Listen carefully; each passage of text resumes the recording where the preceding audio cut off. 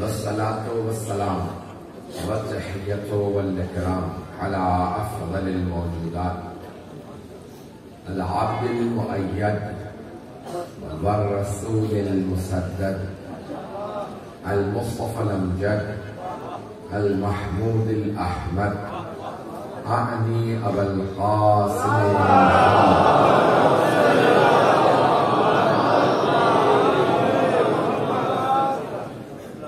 وعلى روحه ونفسه وسحره ومسيه سيد الأتقياء والأصفياء مولى الموالي إمام المتقين علي بن أبي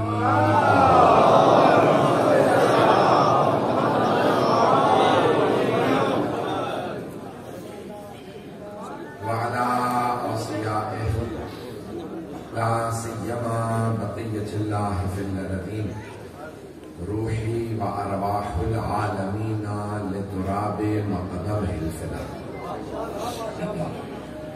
واللعنة الدائمة على أعدائهم أجمعين من الآن إلى قيام يوم الدين. أما بعد فقد قال رسول الله صلى الله عليه وآله وسلم إن الله يغضب لغضب فاطمة ويرضى لرضاها صلوات على محمد وعلى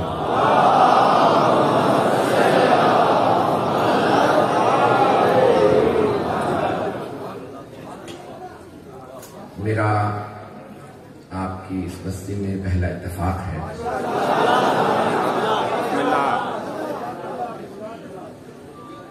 ہم مسلسل اس لیے کئی دنوں سے سفر میں ہیں. ایک رات میں بھی آرام نہیں ملا ہے. چند گھنٹے دن میں آرام مل جاتا ہے اور صرف آپ کی محبتوں کی خاطر یہاں حاضر ہوگا. مدینۃ المعاجز کتاب کا نام ہے. معاجز جمع ہے معجزے کی. وہ شہر جس میں صرف معجزے ہی ہوں.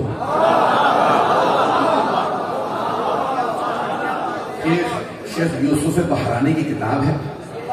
8 جلدوں میں صرف اہل بیت کے معجزات درج ہیں. انہوں نے روایت نقل کی ہے حضرت سلمان فارسی سے رضی اللہ عنہ کے. فرماتے کہ ہم ایک صحرا سے گزر رہے تھے. سرور کائنات سے جناب امین ایک مرتبہ میں نے سوال کیا یا رسول اللہ یہ دراج یہ پرندہ یہاں زندہ کیسے ہے؟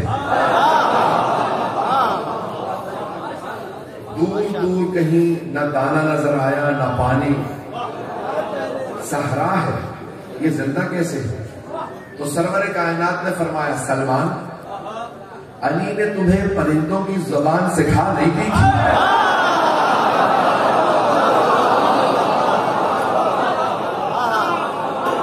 بہت پیارا اندازہ سن رہا ہوں.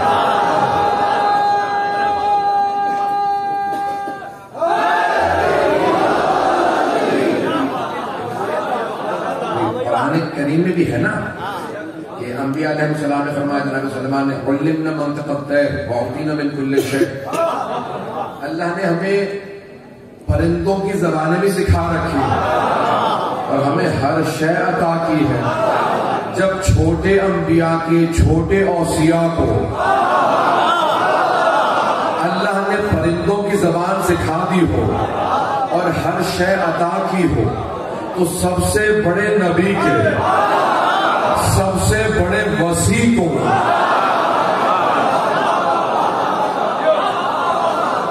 کیسے ممکن ہے کہ ہر زبان نہ آتی ہو؟ اور ہمارا عقیدہ یہ ہے یعنی اہل بیت کے ماننے والوں کا عقیدہ یہ ہے کہ امام حجت خدا ہے ہی نہیں اگر ہر زبان نہ جانتا ہو.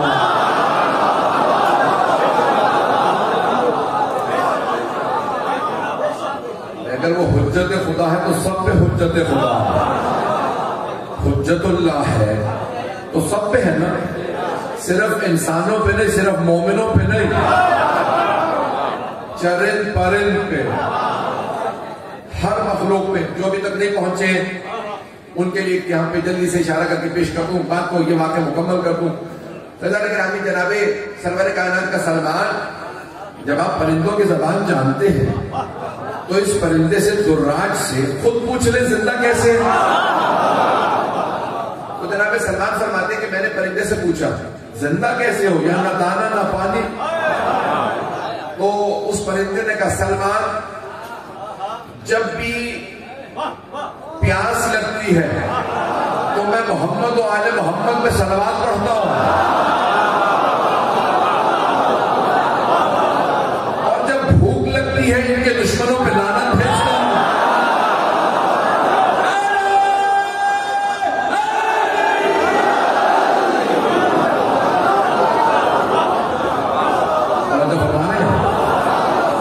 محمد تو آپ کی محبتوں کا یقین مانیے ساری خستگی دور ہو گئی، صبح سے سفر میں ہیں، آپ کا اس پیارے انداز سے سننا ساری ہماری تھکان دور ہو گئی۔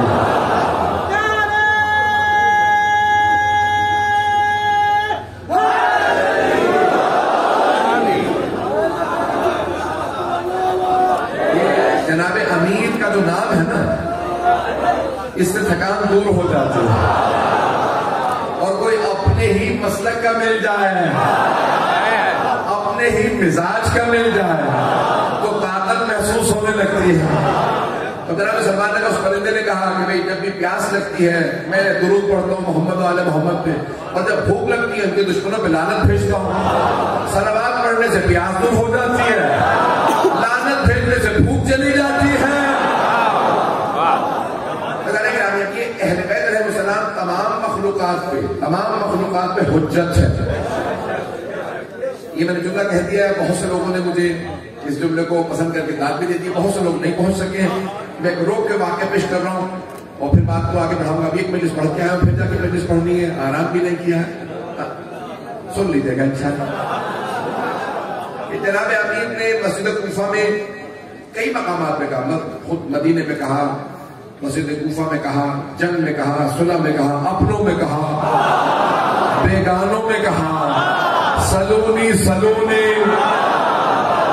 قبل ان تفتدونی، جو پوچھنا ہے پوچھ لو اس سے پہلے کہ تم مجھے کھو دو۔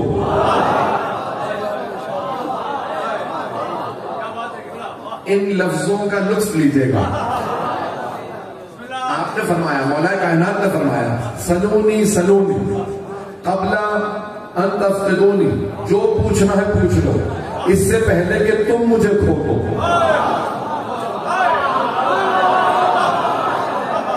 یہ نہیں کہا اس سے پہلے کہ میں نہ رہوں، ابھی بھی آدھا مجمع پہنچا، مولا نے فرمایا جو پوچھنا ہے پوچھ لو اس سے پہلے کہ تم مجھے کھو دو، میں تو رہوں گا تم کھو دو گے۔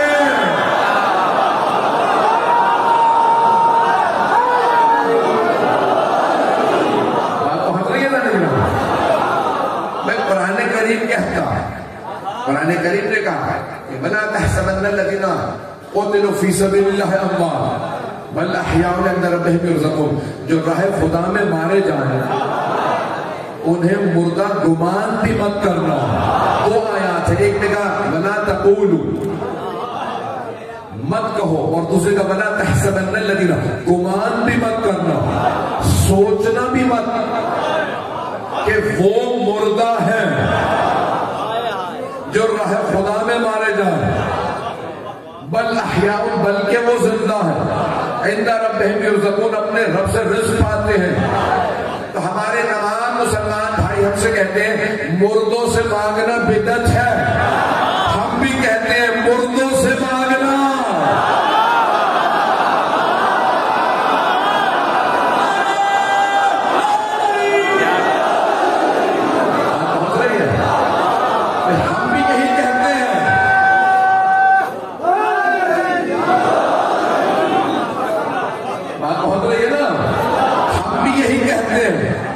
مردوں سے مانگنا بدعت ہے، زندوں سے مانگو۔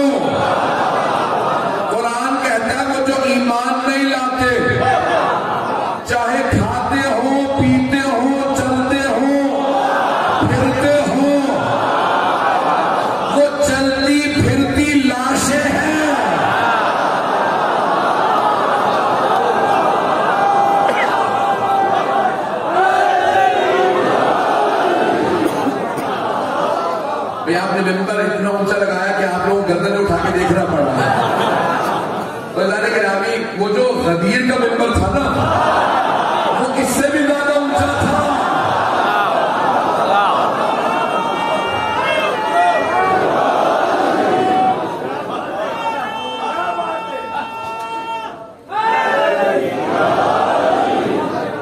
جو ہے نا نہیں تو مردوں سے ماننا بدعت ہے، اور وہ مردہ ہے جو علی کو نہ مانے، جو علی کو نہیں مانتا وہ مردہ ہے۔ اب زندوں سے جناب امیر نے فرمایا جو پوچھنا پوچھ لو، اس سے پہلے کہ تم مجھے کھولو۔ جب مسجد کوفہ میں کہا نا جو پوچھنا ہے پوچھ لو، اب آپ جانتے سوالات کیسے ہو رہے تھے، میں کھاؤں گا کیا، میرے سر میں بال کتنے ہیں۔ ایک صاحب نے فوراً جیب میں ہاتھ ڈالا، کچھ نکالا، کہا یا علی بتائیے میری مٹھی میں بند کیا ہے؟ مولا نے کہا وہی جو تم نے جیب سے نکالا ہے۔ پھر آپ نے سینے پہ ہاتھ مار کے کہا تم نے سوالات سے مجھے اذیتیں دی ہیں، اور پھر سوالات کے اپنے اقسام بتائے۔ وقت نے مجھے صرف اشارہ کرنا تھا، ابھی سارے سوالات کرنے والے موجود تھے کہ ایک کو جلال آیا، وہ مجمع کے بیچ سے کھڑا ہوا، مسجد کوفہ کی چھت اور صحن بھی ہے، اور سوال کیا یا علی بتائیے یہ جبرائیل کہاں؟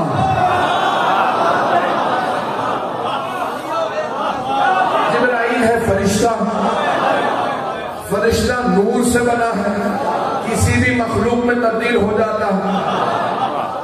الملک مخلوق نوری یتبدل فی کل شیء الا الکلب والخنزیر، اور جن سے متعلق والجن مخلوق ناری یتبدل فی کل شیء حتی الکلب والخنزیر۔ فرشتہ نور ہے، کسی بھی چیز میں تبدیل ہو جاتا سوائے نجس جانوروں کے، کیونکہ فرشتہ پاک ہے۔ توجہ ہو، جن ہر چیز میں تبدیل ہو جاتا ہے حتی نجس جانوروں میں۔ تو اب جناب امیر جانتے ہیں کہ جبرائیل فرشتہ ہے، کسی بھی چیز میں تبدیل ہو سکتا ہے، تو مولانا میں اپنے انداز سے پیش کر رہا ہوں۔ پہلے سامنے دیکھا، سارے انسانوں کو دیکھ لیا، پھر دائیں طرف دیکھا، سارے سمندروں کی گہرائیوں میں دیکھ لیا، پھر بائیں طرف دیکھا، سارے جنگلات کو دیکھ لیا، توجہ ہو، پھر آسمانوں کی طرف دیکھا، سارے آسمانوں کی بلندیوں میں دیکھ لیا، پھر زمین کی طرف دیکھا، زمین کی گہرائیوں میں دیکھ لیا، پھر پشت پہ دیکھا، بھئی جہاد 6 ہے، سامنے پیچھے دائیں بائیں اوپر نیچے۔ مولا نے کہا ایھا السائل، وہ سوال کرنے والے، میں نے ساری کائنات میں چھان مارا، مجھے جبرائیل نظر نہیں آیا، بس 2 لوگ بچے، ایک تو دوسرا میں تو ہوں علی ابن ابی طالب، بس تو ہے جبرائیل۔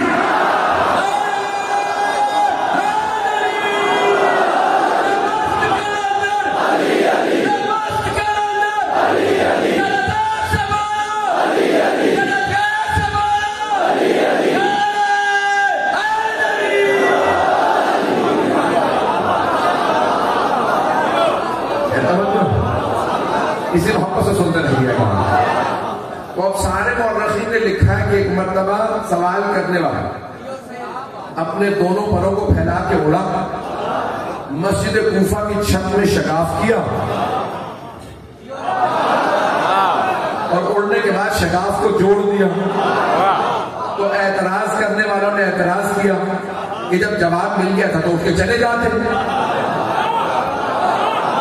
کچھ لوگ پہنچ گئے، جب جواب مل گیا تھا حضرت جبرائیل کو تو اٹھ کے چلے جاتے۔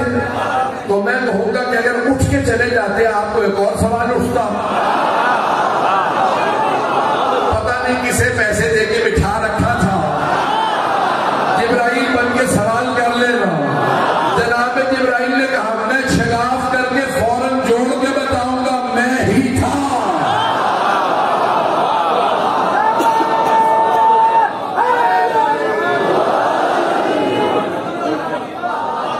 اتنی فرمائشات ہو گئی، آیا ہوں تو بہت سی فرمائشات سب نے اپنے پیش کیا۔ رضوان کرام مجھے پیش کرنا تھا کہ اہل بیت کے بہت سے فضائل، توجہ ہے میرے ساتھ، اہل بیت کے فضائل کی بہت سی آیات، بہت سی روایات. میں نے جس حدیث کا انتخاب کیا ممنون آپ کی محبتوں کا. گرامی، سارے صحابہ نے کوشش کی ہے کہ اہل بیت کی جو فضائل کی آیات ہیں ان میں ہم بھی شریک ہو جائیں. کچھ لوگ تو پہنچ گئے ہیں، دوسرے حضرات شاید مجھے اندر بھجوا کے ہی ڈال دیں گے. میں نام نہیں لوں گا کسی کا، آپ پہنچتے جائیے گا. آیات میں لوگوں نے شامل ہونے کی کوشش کی کہ یہ آیت اس کو بھی شامل کر لو، اسے بھی شامل کر لو، اسے بھی شامل. آواز آ رہی سب لوگوں کو؟ تو اوروں کو شامل کرنے کی کوشش کی گئی، لیکن آیات خود بتا دیتی ہم کن کی شان میں آئے. آواز آ رہی سب لوگوں کو؟ اگر آواز آ رہی ساتھ ساتھ رہیے گا. تو آیات خود بتاتی ہم کس کی شان میں آئے. لوگوں نے کوشش کی آیات میں شامل کریں. قرآن میں آیا تھا لفظ اہل بیت، لوگوں نے کوشش کی کہ انہیں بھی شامل کر دیا جائے، انہیں بھی، انہیں بھی. چلتے رہیے گا، چلتے رہیے گا. عزیزان گرامی، اسی طرح سے احادیث بھی ہیں. حدیث سے بڑی مشہور و معروف، انا مدینۃ العلم وعلی بابہ، میں علم کا شہر، علی اس کا دروازہ. تو لوگوں نے کبھی اوروں کو بھی شامل کر دیا جائے. تو انہوں نے کہا کیا کیا جائے، حدیث میں کیسے شامل؟ تو انہوں نے کہا بھائی کسی کو دیواریں بنا دو، کسی کو چھت، کسی کو پرنالا. پتہ نہیں لوگ ہیں یا نہیں. جہاں بھی علی کی دشمنی آتی ہے وہاں عقل ماری جاتی ہے. چلتے رہیے گا میرے ساتھ. تو وہ یہ بھول گئے کہ چھت مکان کی ہوتی ہے، شہر کی نہیں.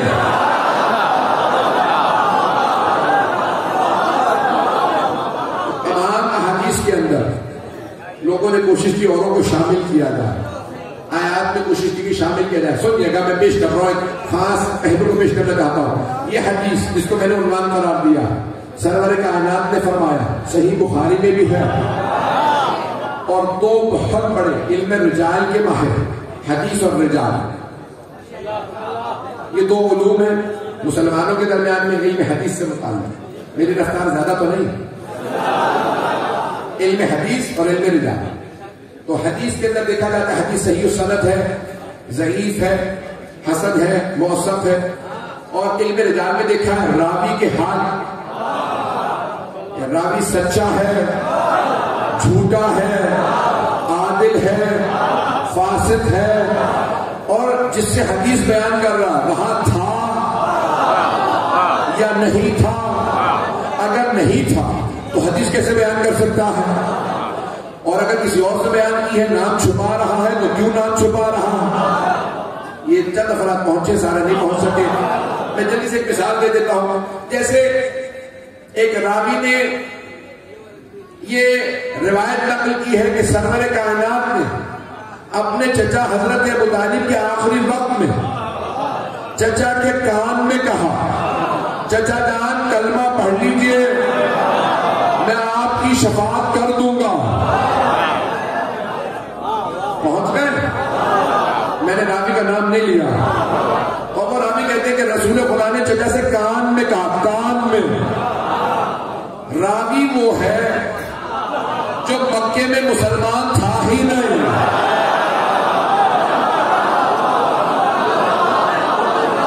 بات پہنچ رہی ہے؟ وہ مدینے میں، وہ بھی 9 ہجری میں مسلمان ہوا. پہنچ گیا. جو لوگ پہنچ گئے تو انہیں نام بتا دیجیے کہ جو نہیں پہنچے ہیں وہ ابھی تک یہودی ہی تھے. وہ راوی ابھی تک یہودی تھا، بات کا پتہ نہیں. اس وقت یہودی تھا جب یہ، پھر کہتے ہیں سارے سردار جمع تھے. میں جب سردار تھے تو آپ وہاں کیا کر رہے تھے؟ اور وہ کہتے ہیں کہ نہیں، رسول خدا نے اپنے چچا کے کان میں کہا، چچا جان کلمہ پڑھ لیجئے، میں آپ کی شفاعت کر دوں گا. تو ایک بات ثابت ہو گئی، شفاعت ہے. وہ جو کہتے ہیں نہیں شفاعت نہیں ہے، پیغمبر فرما رہے ہیں چچا جان کلمہ پڑھ لیجیے میں شفاعت کر دوں گا، اس کا مطلب ہے پیغمبر شفاعت کرتے ہیں۔ سارے مطلب کی توجہ ہو، شاید اس میں خاص نقطہ ہو، اور بہت سے سوشل میڈیا سے مجلس ہم سے پہلے پہنچ جاتی ہے معذرت کے ساتھ اگر آپ نے سن رکھا ہے تو بلائے میرا یہ تو ایک مرتبہ پیغمبر نے کہا میں چچا جان کلمہ پڑھ لیجیے، مجھے تعجب ہے ان راویوں پہ، سننے پہ آتے ہیں تو کان میں کہیں بات سن لیتے ہیں اور نہیں سننے پہ آتے تو غدیر میں چیخ چیخ کے اعلان ہوا من کنت مولا۔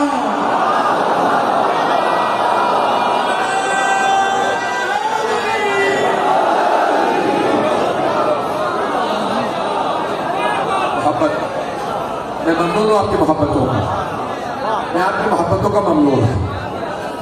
عزیزان گرامی، حدیث پہ میرے جان میں بحث کی جاتی ہے، یہ روایت بیان کرنے والے ثقہ ہیں، سچے ہیں، نہیں ہیں، تو دو بہت بڑے نام ہیں، فخر الدین رازی اور شمس الدین ذہبی، منتقد ہے، تنقید کرنے والے ہیں، اہل بیت کی شان میں جتنی احادیث آئی انہوں نے تنقید کے بغیر انہیں نہیں رہنے دی۔ بات پہنچ رہی؟ لیکن یہ جو روایت میں نے عنوان قرار دی ہے ان سب نے لکھا یہ حدیث صحیح السند ہے۔ کون سی حدیث؟ کہ سرور کائنات نے صحابہ کے مجمع میں فرمایا ان اللہ یغضب لغضب فاطمہ ویرضی لرضاہا، خدا فاطمہ کے غضبناک ہونے سے غضبناک ہو جاتا اور راضی ہونے سے راضی ہو جاتا۔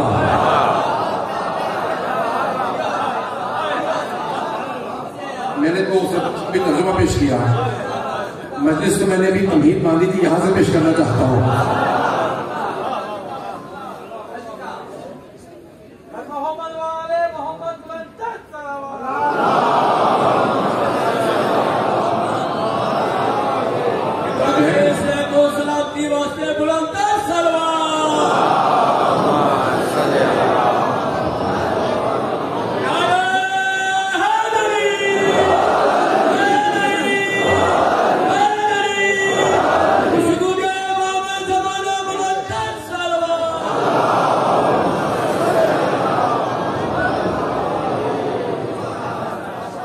نہیں میں زیادہ وقت نہیں لوں گا، وقت کافی گزر چکا ہے، آپ لوگ بہت دیر سے بیٹھے ہیں، لیکن مجھے بات مکمل کر لیں گے۔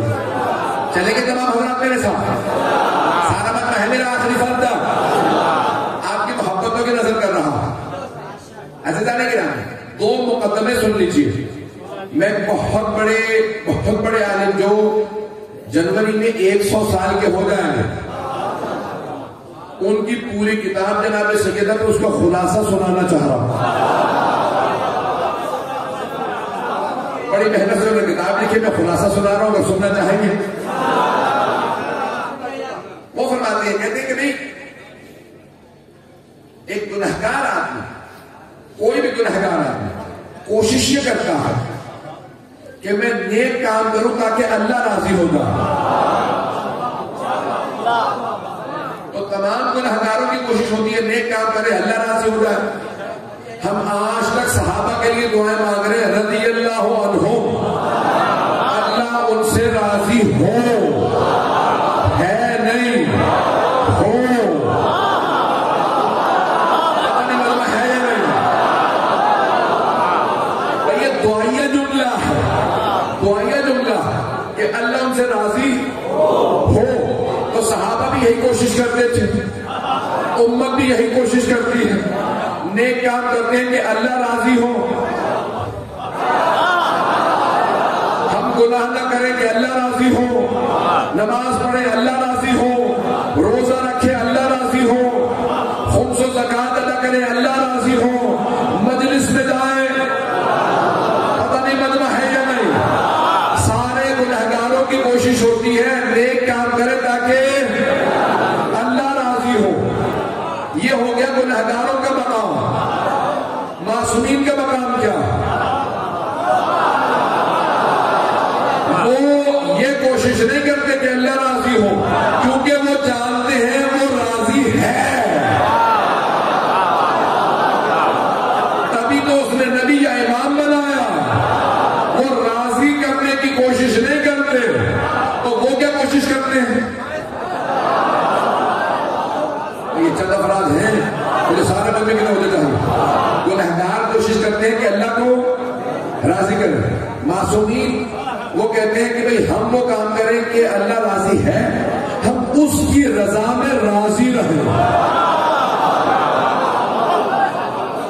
کچھ لوگ پہنچ گئے، مجھے تمام افراد کو پہنچانا۔ معصوم کی کوشش کرتے ہیں اس کی رضا میں راضی رہے، رضا پہ قضائے ہی وہ تسلیم لامرہ۔ اب اگر اللہ نے اولاد نہیں دی تو وہ اس پہ راضی، دل میں بات بھی آئے تو زبان پہ شکوہ نہیں، پتہ نہیں لوگ ہیں یا نہیں، بات پہنچ رہی ہے، وہ اس کی رضا میں راضی۔ معصومین اللہ کی رضا میں راضی، اللہ نے اولاد نہیں دی، ابراہیم راضی ہے، اب بڑھاپے میں اولاد دے دی، شکوہ جناب سارا نے کیا تھا، جناب ابراہیم نے نہیں۔ جب جناب جبرائیل آیا کہ اللہ آپ کو بیٹے کی بشارت دیتا تو جناب سارا نے کہا اس بڑھاپے میں اب بچہ پالیں گے کیسے، نہ صحت ہے۔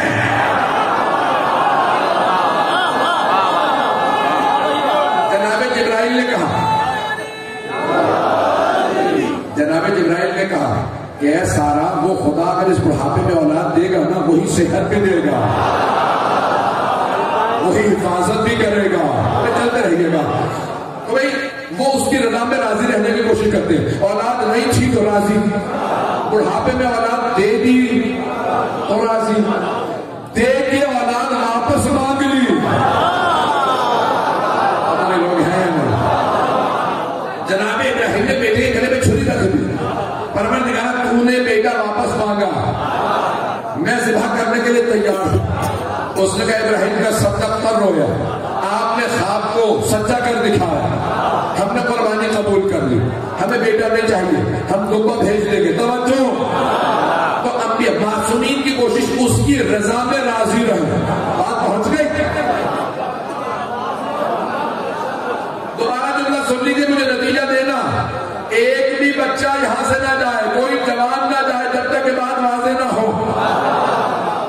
گنہگار وہ جو کوشش کرے اللہ کو راضی کرے، معصوم وہ جو اس کی رضا میں راضی رہے۔ اب میں سوال کروں گا اپنے تمام مسلمان علماء سے جنہوں نے اس حدیث کو لکھا، اے فخر الدین رازی، اے شمس الدین ذہبی، آپ دونوں نے اپنی کتابوں میں لکھا کہ حدیث صحیح ہے۔ پیغمبر نے فرمایا اللہ فاطمہ کے راضی ہونے سے راضی ہوتا ہے، ناراض ہونے سے ناراض ہوتا ہے۔ سمجھ میں آیا تھا کہ آپ نے لکھا کیا ہے؟ آدھا بندہ جو پہنچ چکا، جو نہیں پہنچے میں انگلی پکڑ کے پہنچانا چاہتا ہوں۔ مجھے اپنے تمام بزرگوں کی دعا چاہیے، اپنے بھائیوں کی، اپنے بچوں کی سب کی دعا چاہیے۔ نتیجہ دینا چاہتا ہوں، کچھ محنت ہے، سن لیجیے گا۔ ان تمام علماء سے سوال ہے، آپ نے سمجھا بھی تھا لکھا کیا؟ یہ حدیث پیغمبر نے فرمایا کہ اللہ فاطمہ کے راضی ہونے سے راضی ہوتا، ناراض ہونے سے ناراض ہوتا۔ تو پیغمبر کیا فرما رہا ہے؟ کیا وہ والا مقام جو صحابہ کا ہے کہ راضی کرنے کی کوشش کرتی ہیں؟ نہیں۔ کیا پیغمبر یہ فرما رہے ہیں کہ اللہ کی رضا میں راضی رہنے کی کوشش کرتے ہیں؟ نہیں، بلکہ رسول خدا یہ فرما رہے ہیں اگر تم نے اللہ کی مرضی کو دیکھنا ہے تو فاطمہ کو دیکھ لو، اگر یہ راضی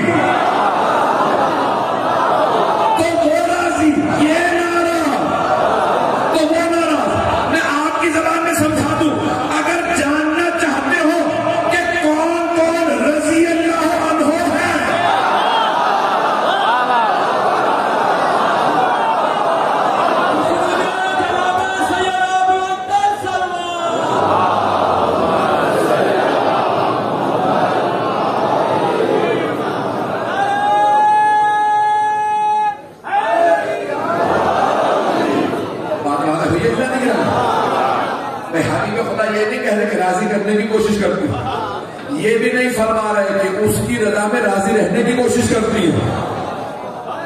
پتہ نہیں آپ کے مزاج کے مطابق ہے. میں نے اپنا عقیدہ پڑھ دیا. حبیب خدا فرما رہے ہیں کہ اللہ اس سے راضی ہے جس سے سیدہ راضی، یعنی جو رضی اللہ عنہ بننا چاہتا ہے وہ فاطمہ کو راضی کرے. اگر یہ راضی نہ ہو تو وہی مغضوب علیہ ہے.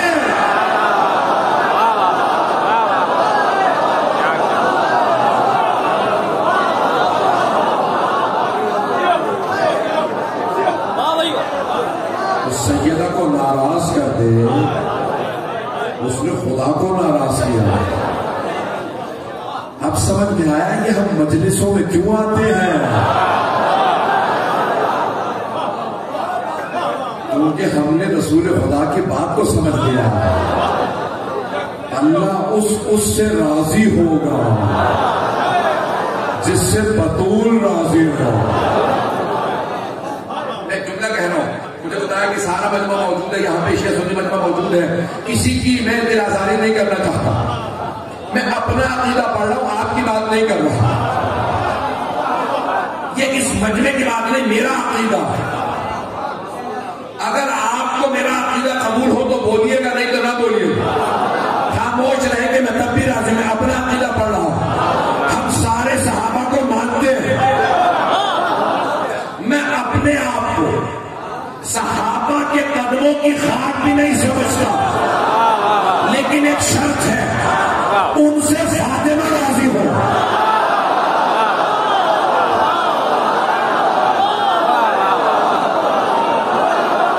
میرا عقیدہ، یہ میرا عقیدہ، آپ کی بات نہیں کر رہا. میں اپنے آپ کو صحابہ کے قدموں کی خاک نہیں سمجھتا اگر ان سے فاطمہ راضی ہو، لیکن اگر فاطمہ ناراض ہو تو میں انہیں اپنے قدموں کی خاک.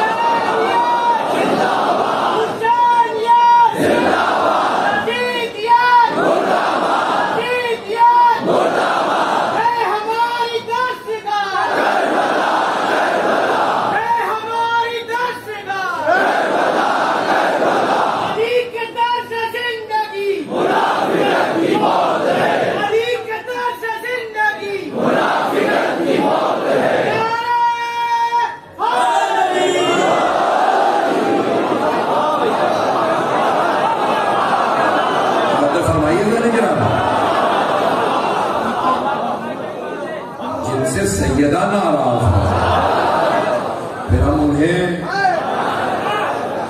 اپنے قدموں کی خاک پہ نہیں سمجھتے. ہماری نگاہیں اہل بیت پہ رہتی ہیں. وہ خوشی کا اظہار کریں، توجہ سے سنیے گا، اہل بیت خوشی کا اظہار کریں تو چاہے حبشہ کی کنیز ہو،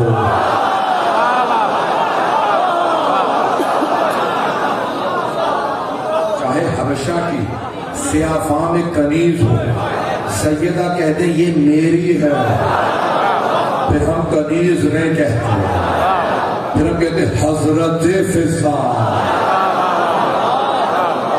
آپ پہنچ رہے ہیں؟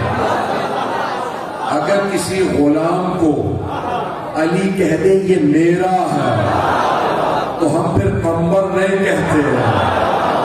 اتنے لوگ ہیں یا نہیں؟ ہم کہتے ہیں کہ حضرت قمر ہے. بات پہنچ رہی ہے نا؟ ہمارے نزدیک ملا کے اہل بیت وہ جسے پسند کر لیں. ایسا نہیں کہ جناب سیدہ سلام اللہ علیہ نے ایک مرتبہ دربار میں آنے کے بعد کہا کہ فلک میرا. مکمل کروں یا نہیں؟ جہاں کہنے میں وہیں چھوڑ دوں گا.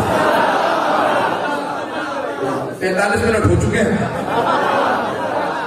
جہاں پہ بھی بس میں وہیں پہ روک دوں گا مجلس کو. جانے کا سیدہ نے آنے کے بعد کہا دربار فدق میرا، باغ فدق میرا. جو بھی موجود تھا، اس نے کہا نہیں مجھے قبول نہیں. تو جناب سیدہ نے کہا کہ بھئی کیوں قبول نہیں؟ فدق فے ہے، دو چیزیں ہیں، انفا فے لیکن مال غنیمت. جہاں جنگ ہو کے کوئی چیز ملے وہ مال غنیمت، جہاں جنگ نہ ہو وہ فے ہے، اور فے ہے صرف رسول خدا کا. مال غنیمت میں مسلمان بھی شریک ہیں لوگ یا نہیں؟ جنگ ہوئی تھی خیبر میں، فدق میں نہیں. خیبر میں جنگ ہوئی، جب واپس آ رہے تھے تو فدق والوں نے کہا، یہودیوں نے، وہ بھی یہودی تھے یہ بھی یہودی، تو انہوں نے کہا کہ یا رسول اللہ ہم جنگ نہیں کرتے، ہمیں پتا ہے آپ کے پاس تو حیدر کرار ہے.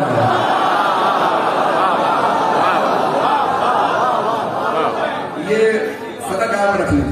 تو اللہ نے کہا کہ جہاں جنگ نہیں ہو اس میں مسلمانوں تمہارا کوئی حصہ نہیں، وہ صرف میرے رسول کا.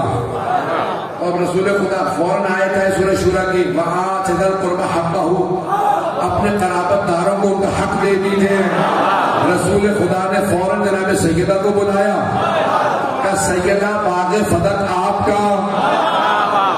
پیغمبر نے تحریر لکھی، نہیں ہے مجمع، تحریر لکھی.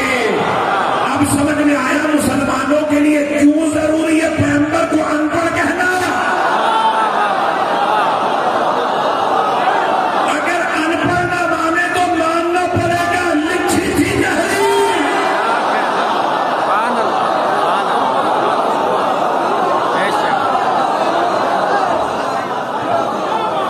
اور سنا رہے ہیں بات واضح ہو رہی ہے. سرور کائنات نے تحریر لکھی کہ سیدہ باغ فدق آپ کا ہے. کہا بابا جان میں کبھی فدق جاؤں گی نہیں. تو بی بی نے فوراً تحریر لی، جناب امیر کو دے دی. کہا کہ یا ابا الحسن باغ فدق کے ذمہ دار آپ ہیں. مولا نے تحریر کو لیا اور فوراً کہا ملکیت آپ کی ہے.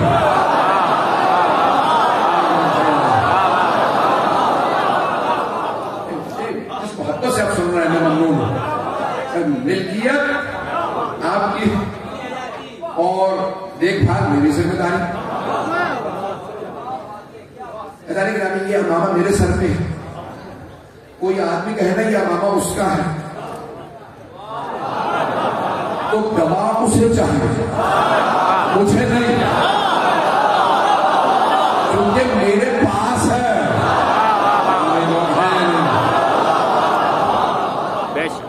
اسے کہا جاتا ہے عربی میں قاعدۃ الید، لا آف پوزیشن. یہ برطانیہ نے پوری دنیا کو قانون دیا، انہوں نے اسلام سے لیا. سرور کائنات نے یہ قانون دیا جو شے اس کے قبضے میں ہے اگر دوسرا ثابت کر دے اس کی تو اس کی ہے. یہ ابا، یہ قبا، یہ انگوٹھیاں میرے پاس ہے، پتہ نہیں لوگ ہیں یا نہیں. کوئی اگر آدمی کہی یہ انگوٹھی آپ کی نہیں میری ہے تو کہوں گواہ لے لے جائے. توجہ ہو، جناب سیدہ نے کہا باغ فدق میرا ہے. فے تھا میرے بابا نے اپنی حیات میں مجھے دیا، اپنی حیات میں مجھے دیا تو میرا ہے. اور میرے وہاں ہاری کام کرتے ہیں. مجھے نہیں پتا آپ کے زبان میں کیا کہتے ہیں، ہاری مزارے، ہاری جو وہاں کام کرنے والے ہیں. تو ہاری میرے، قبضہ ہمارا، ملازم میرے. تو کہتا تیرا تو گواہ تو نہ.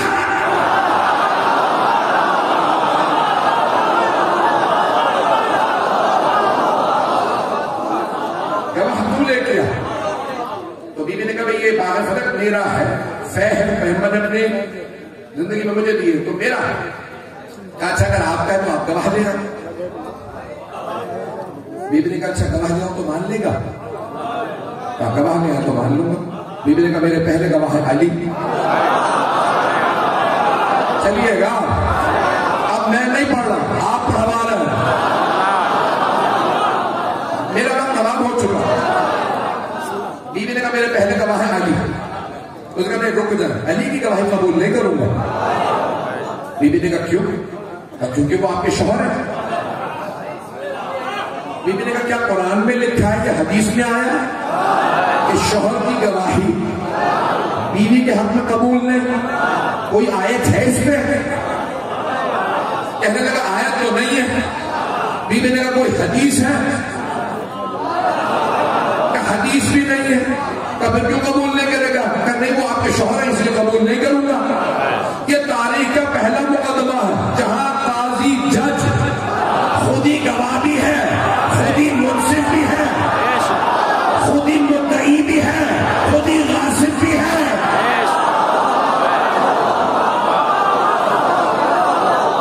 مجھے نہیں معلوم سننا چاہ رہا ہے یا نہیں چاہ رہا. مکمل کر دوں موضوع. بیوی نے کہا میرے پہلے گواہ ہے علی. کہ نہیں وہ شوہر گواہی قبول میں.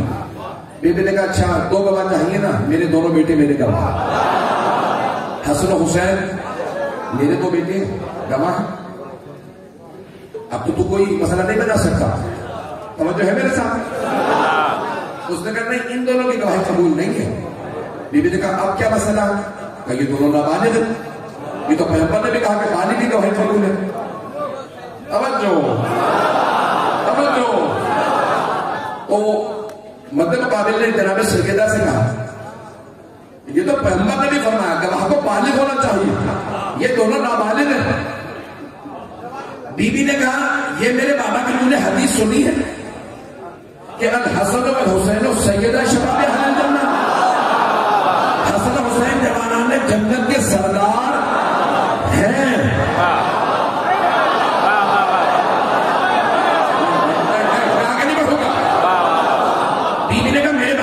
سنیے یہ دونوں جوانان جنت کے سردار ہیں، بنیں گے نہیں.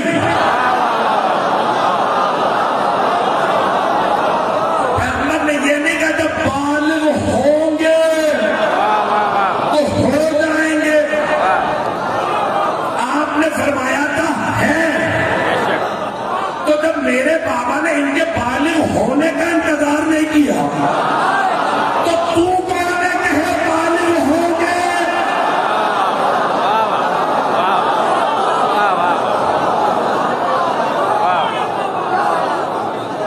بات بری تو نہیں لگ رہی.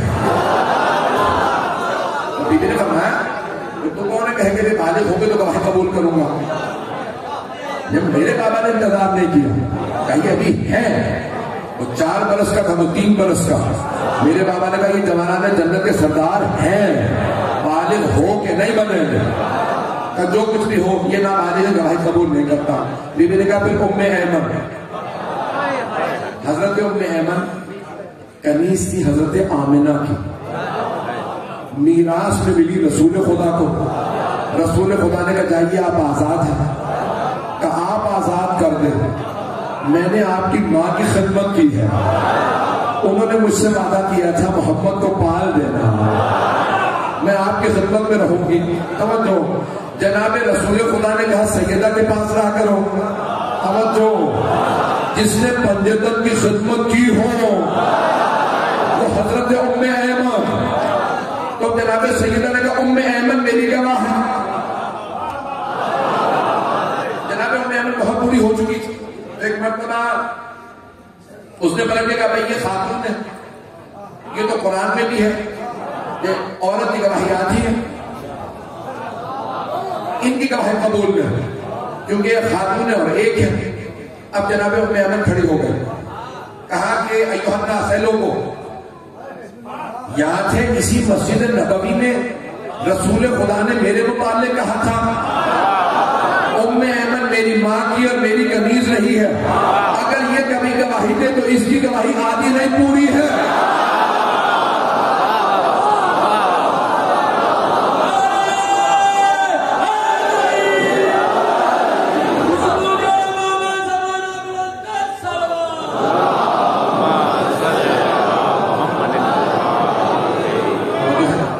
وقت مکمل ہو چکا ہے.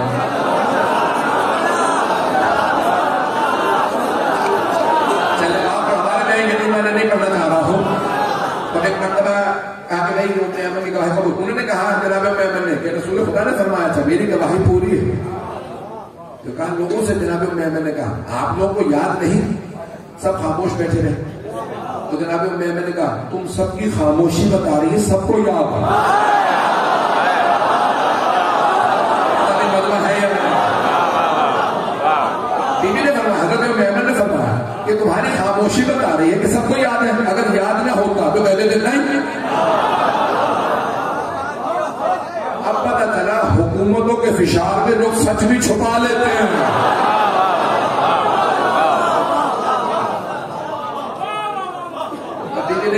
کہا کہ ٹھیک ہے اچھا اب تم نے میری جب ساری گواہیاں رد کر میں مقدمہ پورا کرنا چاہ رہا ہوں سب. ٹھیک ہے تم نے گواہیاں رد کر دی. اچھا یہ بتا کہ تو کہتا ہے کہ باغ فتح میرا نہیں میرے بابا نے مجھے نہیں دیا. تم نے گواہیاں مانگی گواہیاں میں نے پیش کی تم نے نہیں مانگی. یہ بتا میرا نہیں ہے باغ فتح کس کا؟ دادا مجموعہ پہنچ گیا. بیوی کے سوال ہی میں جواب بیوی کا تو کہتا ہے نا میرا نہیں باغ فتح کس کا؟ رسول خدا کا. بیوی کا اچھا مانتا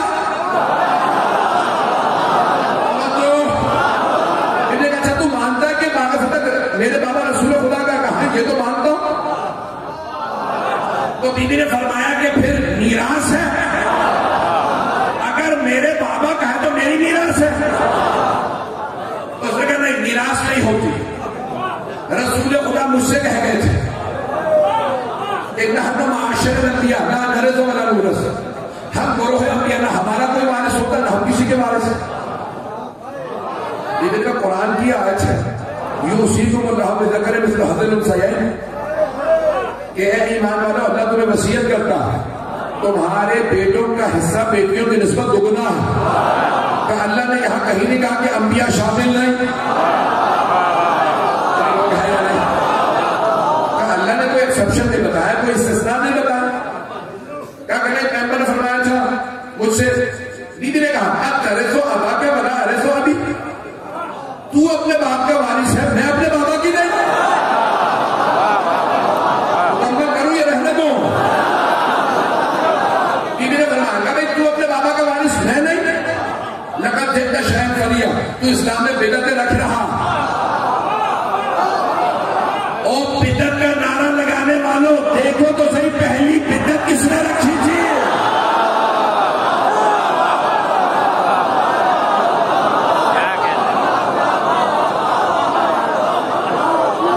نہیں ہے میں مکمل کر رہا ہوں. میں جانتا ہوں بہت سردی ہے بہت رات ہو چکی ہے. بیوی نے ایک آیت پڑھی. بیوی نے کہا اور تو کہتا ہے انبیاء کا کوئی وارث نہیں. وورث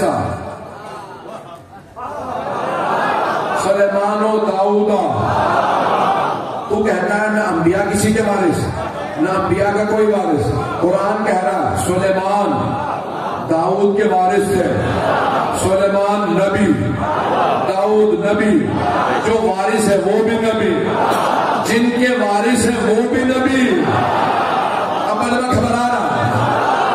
حضرت گرامی بیوی نے تیسری آیت پڑھی. جناب زکریا نے دعا مانگی پروردگارا مجھے اولاد عنایت فرما. رب لا تذرنی من الفرد علی الارض دیار. پروردگارا رب لا تذرنی فردا وانت خیر الوارثین. پروردگارا مجھے تنہا نہ چھوڑنا جبکہ تو بہترین وارث ہے. یرثنی و یرث من آل یعقوب میرا بھی وارث ہو ساری آل یعقوب کا وارث ہو. ایک ہی بیٹا ہوا جناب یحییٰ نبی. جناب زکریا نبی جو وارث ہے وہ بھی نبی جن کا وارث وہ بھی نبی جن سب کا وارث وہ سارے انبیاء. نہیں لیکن مجھ سے رسول خدا نے کہا تھا کہ ہمارا کوئی وارث نہیں ہوتا. ماں ترکنا فہو صدقہ. جو ہم چھوڑ جائیں وہ صدقہ ہے. یہ نے کہا تو ہر بات میں مجھ سے گواہ مانگتا ہے. یہ جو حدیث تو نے بھی بتائی ہے تیرے پاس کوئی گواہ ہے؟ لوگ ہیں یا نہیں؟ اس حدیث کا تیرے پاس کوئی گواہ ہے؟ تو اس کا گواہ تو نہیں ہے. رسول خدا نے تنہائی میں مجھ سے کہا تھا.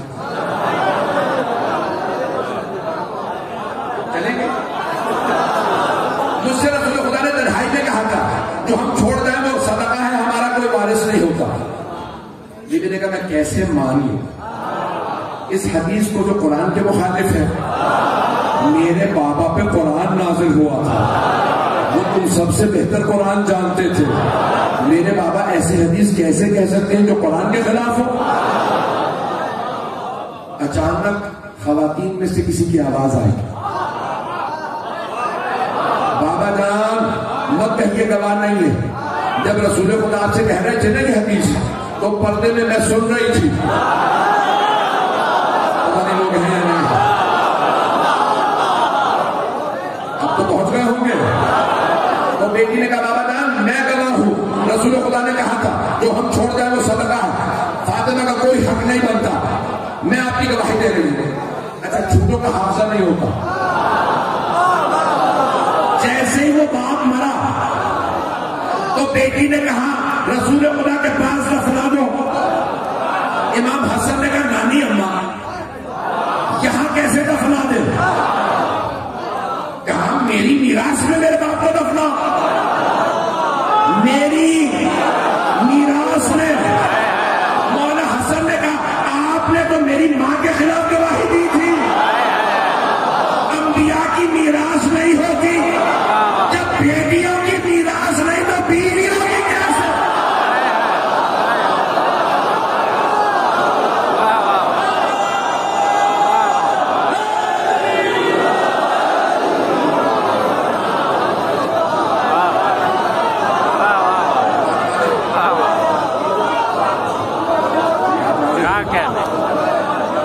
مکمل ہو گیا نا موضوع؟ آپ نے تو گواہی دی تھی بیٹیوں کی میراث نہیں ہوتی. جب بیٹیوں کی میراث نہیں تو بیویوں کی کہاں سے؟ پتہ نہیں لوگ ہیں یا نہیں. اب سمجھ میں آیا سیدہ کی میراث. فیضان گرامی ایک مرتبہ جب سارا معاملہ دیکھا نا کہ کوئی ہمارے حق میں کچھ نہیں لا رہا، کہ اگر پیغمبر کی تحریر ہوتی تو مان لیتا.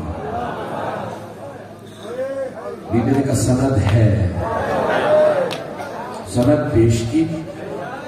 ایک نے پڑھی کہا سند تو ہے، دوسرے نے کہا لا مجھے دے. پڑھنے کے بعد تحریر کو پھاڑ دیا. جیسے ہی ٹکڑے اڑائے نا بیوی کے آنسو بہنے لگے.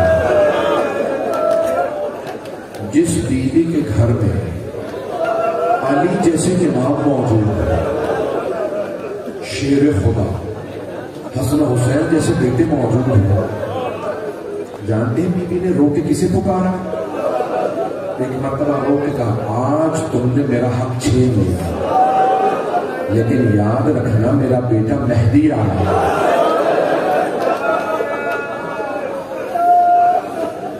بس میں کوئی بھی رونے میں بخل نہ رہا. بیوی نے رو کے کہا میرا بیٹا مہدی آئے گا، جتنے مجھ پہ ظلم ڈھائے گئے ہر ظلم کا بدلہ لے گا. میں ایک مرتبہ کہوں گا یا صاحب الزمان، آپ کی دادی نے آپ کو پکارا تھا. مولا اس پکارنے کا واسطہ ذرا ایک نظر کرم اس مجمع پہ کر دیں. ذرا آ کے دیکھیں لوگ کتنی عقیدت سے آئے ہیں آپ کو آپ کی دادی کا پرسہ دینے کے لیے. بس میں کوئی رونے میں بخل نہ کرے. تاریخ میں یہ میں نے کئی برس پہلے جملہ کہا تھا، اس سال عاطلہ میدانی نے یہی جملہ کہا کہ جناب سیدہ پہ جو سب سے بڑا ظلم ہے نا وہ یہی ہے کہ بیوی کی بات کو جھٹلایا گیا. بیوی کو اس بات کا بڑا صدمہ تھا. اے مسلمانوں، میں مباہلہ میں گئی تھی عیسائیوں کے مقابلے میں، مجھے صرف آمین کہنا تھا صادق نبی کی دعا پہ. عیسائیوں نے کہا ہم مباہلہ نہیں کریں گے، یہ جو ہستیاں آئی ہیں اگر انہوں نے آمین کہا تو ہم مس ہو جائیں گے. اے مسلمانوں، وہ بیوی اگر عیسائیوں کے مقابلے میں جائیں تو وہ مباہلہ نہ کریں. مسلمانوں مت جھٹلاؤ، مت کہو بیوی آپ کا حق نہیں ہے. مجھے نہیں معلوم کیسے میں پڑھوں گا یہ سارے مسائل. بس بھئی آج کوئی بھی رونے والا جب گریہ کرے تو ایک مرتبہ آنکھیں بند کر کے جنت البقیع ذہن میں لائے. وہاں ٹوٹی ہوئی قبریں ہیں. اجرکم اللہ.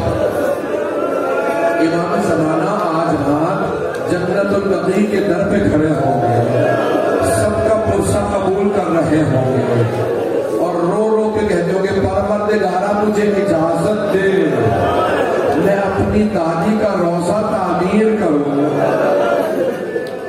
ارے یہ آپ نے اس مسجد میں کتنی روشنی کر دی ہے.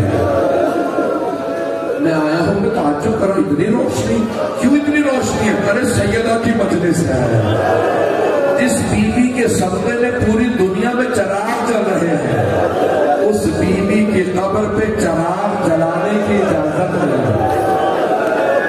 اجرکم اللہ. اجرکم اللہ. مختصر سے مسائل پڑھوں گا, وقت گزر چکا ہے. بی بی انصار کے گھروں پہ جاتی مولا امیر کے ساتھ, یا علی مجھے انصار کے رات کے وقت میں ہر گھر جاؤں گے. اور جانتے بھی کیا کرتی, بس ایک سوال کرتی, بھول گئے غدیر میں میرے بابا نے وعدہ کیا تھا. سب رونے لگتے, نہیں بی بی ہمیں یاد ہے. اچھا پھر علی کا ساتھ کیوں نہیں دیتے؟ کہا ساتھ دیں گے. کہا ٹھیک ہے. پھر مدینے سے باہر اس مسجد میں فجر پہ پہنچ جانا.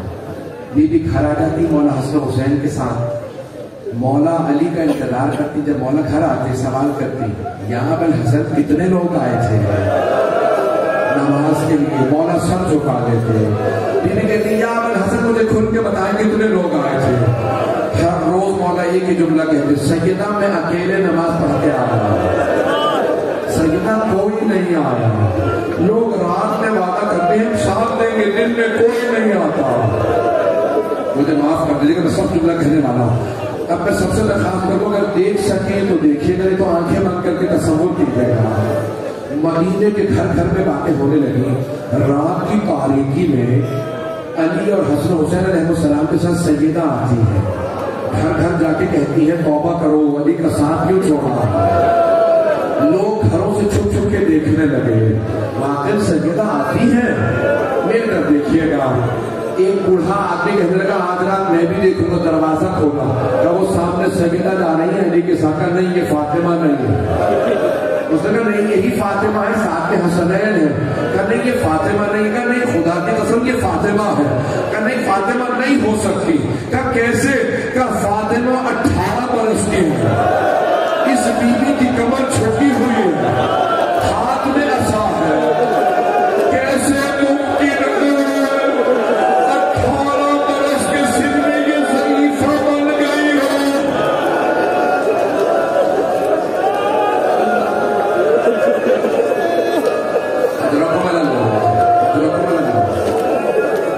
جناب سیدہ آپ کا کلیہ قبول فرما, کوئی غم نہ ہو سوائے ہمیں اہل بیت کے. بس بھئی دن میں گزر گئے. ایک دن بیویاں گھر آئی جناب سیدہ سے ملنے. بیوی کیا بات ہے آپ اتنا روتی ہیں؟ بیوی دن رات آپ روتی رہتی ہیں. کہ مجھے کچھ مسلمانوں نے بہت ستایا. اب بیوی نے کھل کے کہا ان لوگوں کو میرے جنازے میں نہ آنے دینا. بیوی نے کہا میرے جنازے میں نہ آنے دینا. پھر کچھ بیویوں سے جناب سیدہ نے کہا جب میں اپنے بابا کے پاس جاؤں گی سب سے پہلے ان کی شکایت کروں گی. بابا یہ جو آپ کے پاس بیٹھتے تھے انہوں نے مجھے بڑا ستایا. اگر دیکھ سکے تو دیکھیے گا جب جناب سیدہ آتی تھی نا بارگاہ رسالت میں رسول خدا کھڑے ہو جاتے تھے. بی بی اسی دربار میں کھڑی رہی, کسی نے بیٹھنے کے لیے بھی نہیں کہا. بی بی جب واپس گھر آئی نا, بی بی کے بال سفید ہو گئے تھے. اجرکم اللہ. بس بھی آخر جملہ سن لیجیے. بی بی نے بلایا جناب امیر کو, یا ابا الحسن صلی میرا بردی کا یوم قیامت, قیامت تک آنے والی میری ساری نسل کو میرا سلام کہیے گا. بی بی نے اپنی نسل کو سلام کہا. بی بی نے ایک مرتبہ کہا کہ ابا الحسن میری ساری نسل کو سلام کہیے گا. بی بی بہت روئی، پھر ایک مرتبہ کہا یا علی میرے پاس شادی ضرور کیجیے گا لیکن میرے بچوں پہ ایسی ماں لائیے گا جس سے میرے بچوں سے محبت ہو۔ بی بی علم غیب رکھتی تھی، جانتی تھی حضرت ام البنین ماں بن کے آئیں گی اور وہ بڑی محبت کریں گی، پھر کیوں وصیت کی؟ بی بی نے یہ مولا کو وصیت نہیں کی، امت کو وصیت کی ہے، او مسلمانوں میرے بچوں کو پانی بند نہ کرنا، میری پوتی کو تماچے مت مارنا۔ ادرکم اللہ، بس میں نے کلام کرنا، میں نے وصیت کی یا علی مجھے رات میں غسل دیجیے گا، معصوم کو صرف معصوم غسل دے سکتے، رات میں کفن دیجیے گا، میرا جنازہ رات میں پڑھائیے گا، مجھے رات میں دفنا دیجیے گا، 40 مقامات میں میری قبر بنائیے گا، میری اصلی قبر کا نشان نہ بتائیے گا، یہ میری قبر پہ نہ آئے، میری قبر کا نشان میرا بیٹا مہدی بتائے گا۔ آخری جملہ سن لیجیے، بس جنابی میں نے سارے مسائل چھوڑ دیے، بہت آخر ہو گئی، آخری جملہ سن لیجیے، بس بھی ایک مرتبہ جناب امیر رات کی تاریکی میں غسل دے رہے تھے، جانتے ہیں بی بی نے کیوں وصیت کی تھی رات میں غسل دیجیے گا؟ ہاں یہ صحیح ہے تاکہ مدینے والوں کو پتہ نہ چلے، لیکن ایک اور وجہ بھی تھی، مرحوم آغا سوالی نے کہا ہے بی بی نہیں چاہتی تھی مولا بی بی کے زخموں کو دیکھے، غیور امام ہے، مولا نے کہا سیدہ ہاتھ ہٹائیے، جیسے ہی ہاتھ ہٹا مولا بلند آواز سے رونے لگے یا سیدہ یا زہرا۔ جناب فضا نے سوال کیا مولا کیا بات ہے، کبھی شیر بھی ایسے رویا کرتے ہیں؟ فضا فاطمہ نے مجھ سے چھپایا، فاطمہ کا پہلو شکستہ تھا۔ وہ دوسرا زخم کون سا تھا؟ جب مولا کو لے جا رہے تھے کسی منفذ نامی غلام نے بی بی کے ہاتھ میں تازیانہ مارا تھا۔ ادرکم اللہ میں نے تمام کر دیا، پہلے آخری جو لاغت ایک سیکنڈ ضرور دیکھیے گا، جب قبر تیار کی جاتی ہے تو ایک لاشا دینے والا ہوتا ہے، دوسرا لاشا قبر میں لینے والا ہوتا ہے۔ مولا علی نے جب جناب سیدہ کا جنازہ اٹھایا نا جسد مطہر کو، تو ایک مرتبہ مجمع کو لے کر صرف 14 افراد تھے، امام حسن حسین کمشن تھے، باقی سب نامحرم تھے۔ مولا نے رو کے کہا یا رسول اللہ اپنی امانت واپس لے لے، قبر سے تو ہاتھ بلند ہوئے، یا علی میری امانت لوٹا دے۔ میرا دل کہتا ہے مولا نے جب لاشا دیا ہوگا تو ایک جملہ کہا ہوگا یا رسول اللہ لاشا آرام سے لیجیے گا، یہ وہ فاطمہ نہیں جو آپ نے مجھے دی تھی، اس فاطمہ کا پہلو شکستہ ہے، یہ بی بی بڑی زخمی ہے۔ لعنت اللہ علی القوم الظالمین سیعلم الذین ظلموا انهم كم يفعلون۔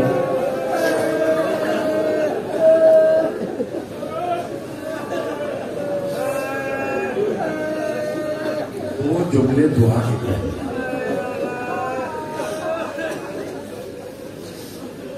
ہاتھوں کو بلند کیجیے، میں دیکھ رہا ہوں میرے بیوی بہت سے بزرگ آنکھوں میں آنسو ہیں، آپ لوگ ابھی بھی رو رہے ہیں۔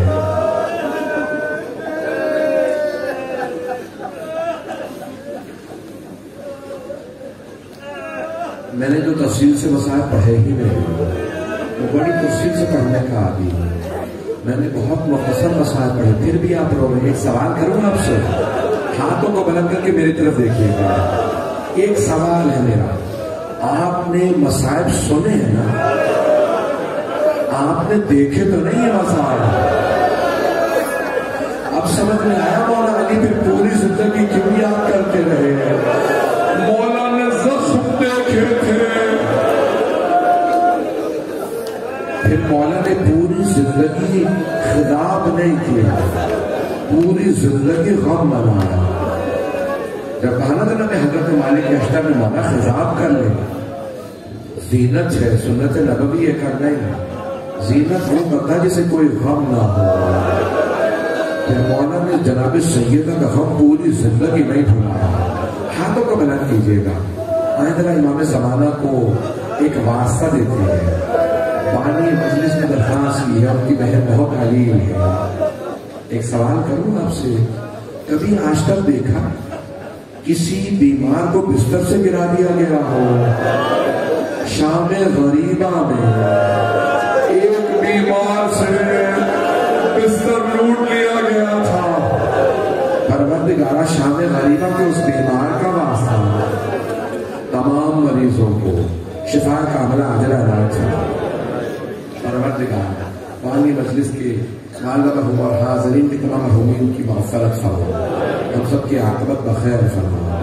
آئیں ذرا امام زمانہ کو واسطہ دے. یا صاحب زمانہ، بڑے بڑے ہمارے علماء کہتے ہیں کہ اگر بہت زیادہ پریشان ہو، دعا قبول نہ ہو رہی ہو اور دعا مانگ مانگ کے تھک چکے ہو، تو پھر امام زمانہ کو جناب سیدہ کا واسطہ ہو. جناب سیدہ کا واسطہ کبھی رد نہیں ہوگا. اور اگر زیادہ پریشان ہو تو کہو مولا آپ کو واسطہ اس ہاتھ کا جو پہلو پہ رہا کرتا تھا، مولا ہمیں رد نہ کرے. پروردگار امام زمانہ سے کہ ایک نظر کرم اس مجمع پہ کر دیں. اتنی عقیدت سے لوگ آئے ہیں. پروردگار ہم سب کی عاقبت بخیر فرما. ہم سب کو زندگی میں جنت البقیع تعمیر ہوتا دیکھنا نصیب فرما. پروردگار ہمارے مقامات مقدسہ کی حفاظت فرما. اس سرزمین کی، اس بستی کی حفاظت فرما. ان تمام مومنین کی حفاظت فرما. بے اولادوں کو اولاد عنایت فرما. اولاد والوں کی اولاد کو نیک و صالح بنا. پروردگار ہمیں امام زمانہ کا ظہور دیکھنا نصیب فرما. پروردگار امتیاز صاحب کی ہمشیرہ کے لیے اور بہت سے لوگوں نے التماس سے دعا کی ہے. پروردگار ایک آخری واسطہ اور دے دوں. تھک تو نہیں پائے. یہ مسلسل ہونا بڑا مشکل کام ہے نا. ہمارے آنسو خشک ہو جاتے ہیں، کمر جھکنے لگتی ہے، سینے میں درد ہونے لگتا ہے. یہ مسلسل رونا جناب زینب کا کام ہے. آئیں ذرا ایک واسطہ اور دے دوں. پروردگار واسطہ جناب زینب کا، جب وہ کربلا سے اور شام سے مدینے واپس آئے، پہلے نانا کے روزے پہ گئے، بھائی کے مصائب سنائے. جب سارے مدینے والے بلند آواز سے رونے لگے تو جناب زینب کی آواز دب گئی. اتنی بلند آواز سے مدینے والے رو رہے تھے. جب سب روتے روتے تھک گئے، بی بی نے ایک جملہ کہا، نانا اگر نہ محرموں کا مجمع نہ ہوتا، میں کلائیوں سے چادر ہٹاتی، میں اپنے بازوؤں کے نیل دکھاتی. نانا میں آپ کو بتاتی آپ کی امت نے مجھے کتنے تازیانے مارے. پھر بی بی اپنی ماں کے روزے پہ آئے. بس بھی جو واسطہ دے رہا ہوں اسی پہ تمام اپنی دعائیں مانگ لیجیے. پروردگار واسطہ اس لحظے کا جب جناب زینب کبریٰ نے کہا اماں میں کربلا سے ہدیہ لائی ہوں. بی بی نے سامان کھولا، سامان سے کرتا نکالا، کرتے کو جناب سیدہ کی قبر پہ بچھایا اور ایک جملہ کہا اماں یہ آپ کے حسین کا کرتا. پروردگار واسطہ جناب زینب و جناب سیدہ کا، کسی کی دعا کو رد نہ فرما، سب کی دعائیں مستجاب فرما. ربنا تقبل منا انك انت السميع العليم بحق محمد وآله الطيبين الطاهرين المعصومين.